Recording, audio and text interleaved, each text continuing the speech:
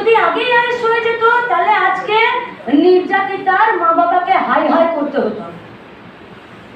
যদি আগে অ্যারেস্ট হয়ে যেত তাহলে ডাক্তারবাবুদের অবস্থান মঞ্চকে ওইভাবে ভেঙে ফেলতো না। যদি আগে অ্যারেস্ট হয়ে যেত তাহলে গোটা আরজিকর নিয়ে যা ঘটনা ঘটছে এগুলো হয়তো ঘটতো না। মেয়েটিও সেফ থাকতো, রাজ্যের মানুষও সেফ থাকতো।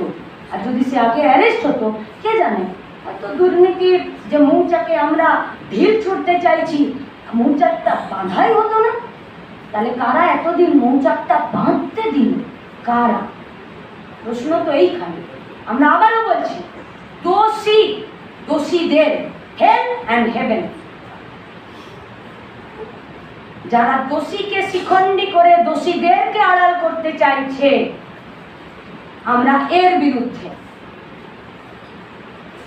একটা বিস্ফোরণ